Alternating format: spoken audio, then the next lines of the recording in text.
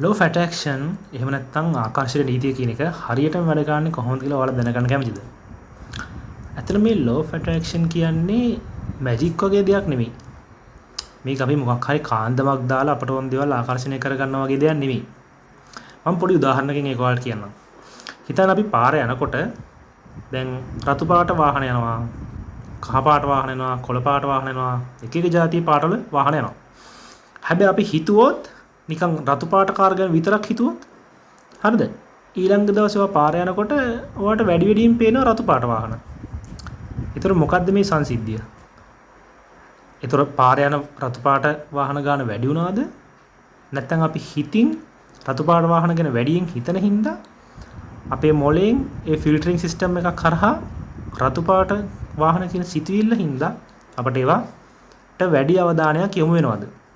ඒතර මම අර කියපු දෙවෙනි කාරණේ තමයි වෙන්නේ. අපේ මොළේ ෆිල්ටරින් සිස්ටම් එකක් තියෙනවා. ඒකට අනුව අපි වැඩි වැඩියෙන් හිතන දේවල් අපට වැඩි වැඩියෙන් පේනවා. එතකොට අපි සිතුවිල්ලක් ආකර්ෂණය කරගෙන තියෙනවා. මේ රතු පාට වාහන කියන සිතුවිල්ල ආකර්ෂණය කරගෙන තියෙනවා අපේ මනසට.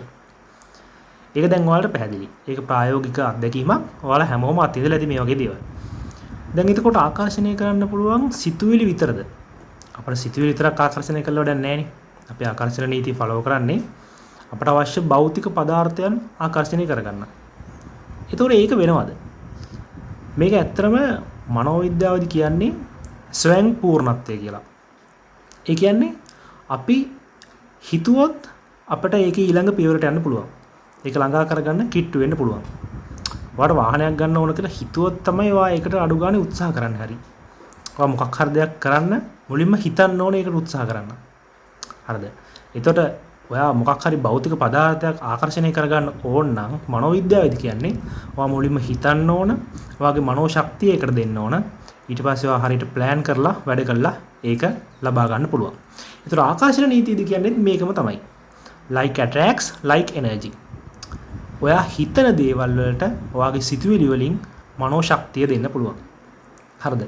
එතකොට මේ ශක්තිය විශ්වයට මුදා හරිනවා. අපේ මේ හැම සිතුවිල්ලක්ම එනර්ජි එකක් විදිහට විශ්වයට යනවා. ඉතින් මේ සිතුවිලි තියෙන එනර්ජි එකට සමාන එනර්ජි එකක් අපට ආකර්ෂණය කරගන්න පුළුවන්. මේ සමාන එනර්ජි එකක් ඒ භෞතික පදාර්ථයේ එනර්ජි එකට සමාන වුණාන් පස්සේ අන්න ඒක ඔයා ළඟට ගෙන්න ගන්න පුළුවන්. ඔයාට ආකර්ෂණය කරගන්න පුළුවන්. සරලවම කිව්වොත් ඔයාගේ සිතුවිලි වලට තියෙන්නේ පුදුම බලයක්. ඒක තමයි ආරම්භය.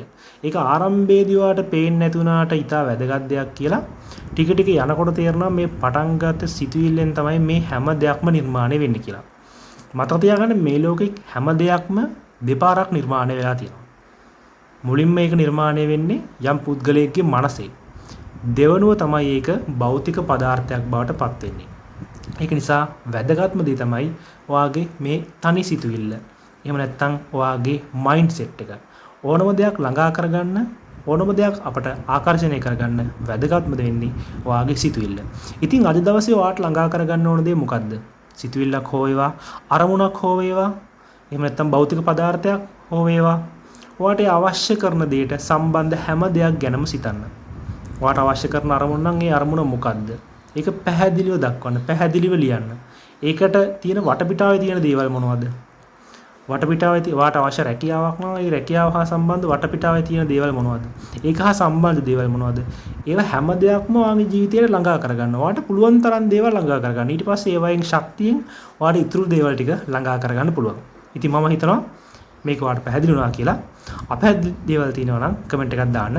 තව ඉදිරියට වීඩියෝ සීරීස් මාලාවකින් මේ පිළිබඳව පැහැදිලි කරන්න. හැම දිනකටම ජය වේවා.